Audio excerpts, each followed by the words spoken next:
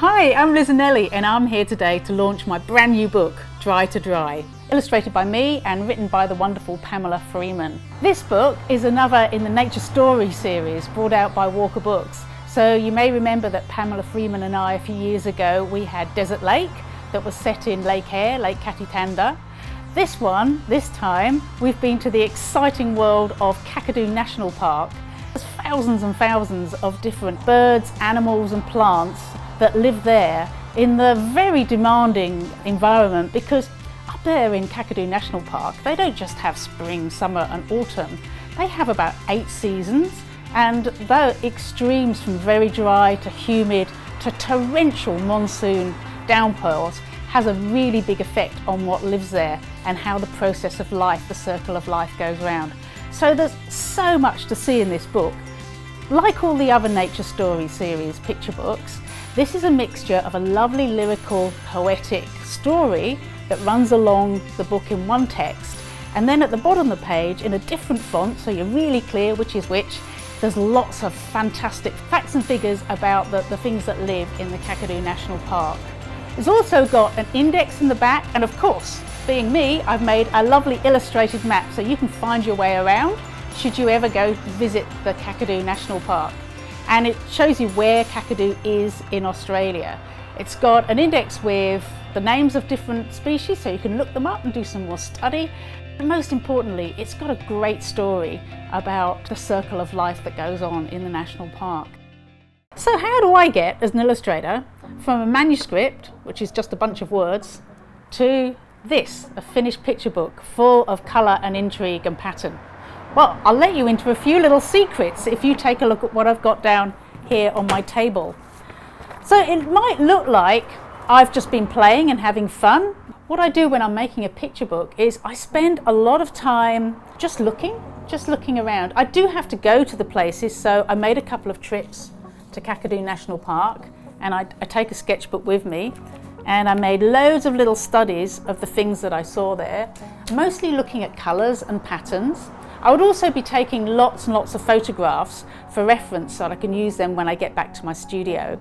So the most fun part is finding a way of using the materials I've got in my studio, the paints and the pencils and the printmaking stuff, in a way that captures not just what the things look like that's in the book, but how did they feel, how did they make me feel, what their textures were like. How can I capture that? Over here, I've mixed some ink with some washing up liquid to make it go all bubbly, and that is meant to represent the fight of the turtle when it's being chased by the crocodile. Can you imagine the thrashing in the water as the little creatures, the fish and the turtles, the prey of the crocodile, are desperately trying to escape those menacing jaws? So I played with some paint then, and then I scanned this into my computer. And once it's on screen, I can then change the colour and use it any way I like.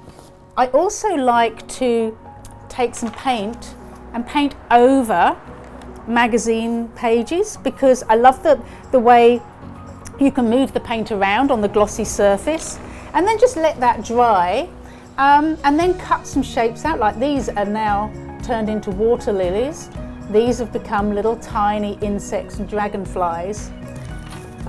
And just by getting a scraping tool, and while the paint's wet, making lovely marks into the paint, I can get some wonderful effects that would take ages and ages for me to try and draw. Can you imagine the little thin paintbrush I'd have to get in there to make those marks? I don't think I could do it.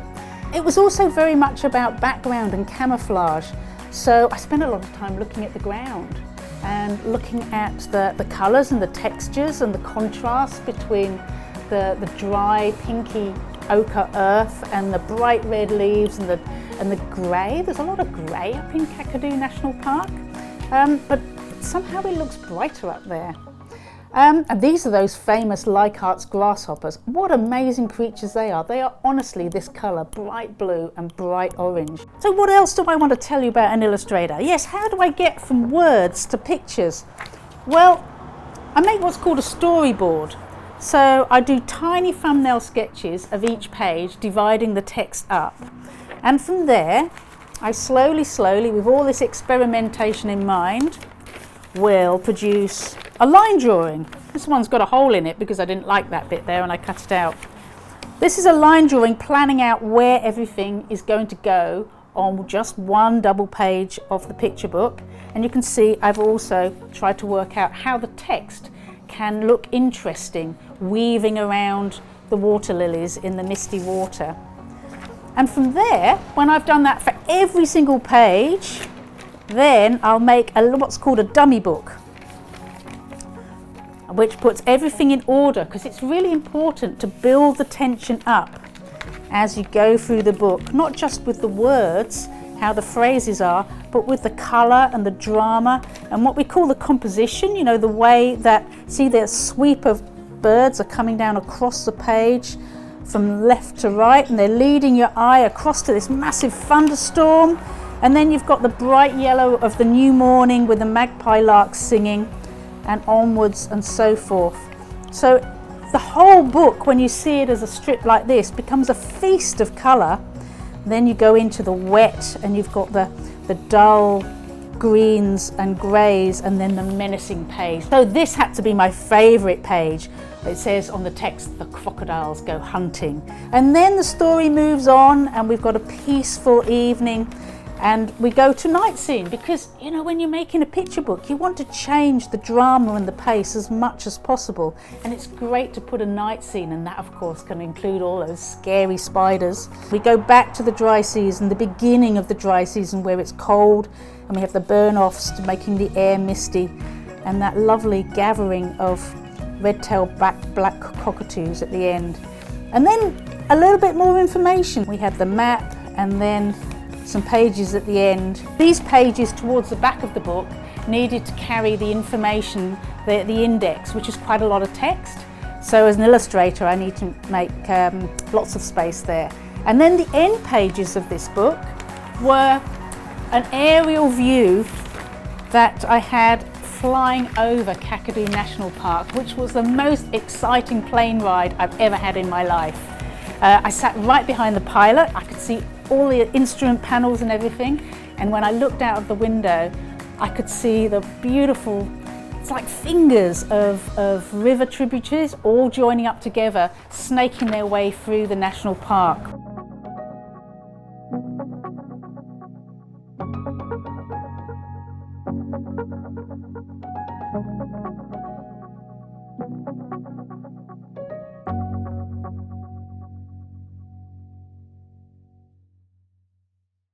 So I'm just going to read a little bit, just a little taster of Dry to Dry.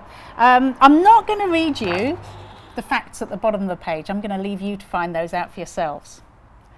It is the dry. Over the plains and cliffs and rivers of Kakadu in northern Australia, the air hangs heavy. It's hot and very humid. The rivers have shrunk down to creeks. The edges of the lakes are banks of mud where crocodiles sunbake. Look closer, there's a northern long-necked turtle that has buried itself safely in the cool mud, waiting until the wet comes. A flock of little curlews, 1,000 strong, arrives from the Arctic Circle and settles on the grasslands near the rivers. Other birds are coming too, snipes, godwits, sharp-tailed sandpipers and more. In the Pitiroidia bushes, the very rare Leichhardt's grasshoppers hatch and begin to chomp on the bitter leaves. They will go through 7 stages before they reach full growth, molting their skin at every stage. High in the sky over the yellow water wetlands, the red-tailed black cockatoos flock noisily to their nighttime home, a grove of eucalypts before afternoon storm clouds gather. Lightning and thunder, the first kiss of rain on the blazingly dry grasslands. So I hope you'll enjoy reading this and making some work of your own. Maybe you want to get out in, maybe not up to Kakadu National Park, but get out in your backyard and have a really good look at what lives there, and see if you can write some stories and make some pictures based on the amazing beasts and plants and things that live in your backyard. Hopefully you don't have crocodiles, but I can tell you there are crocodiles in this book.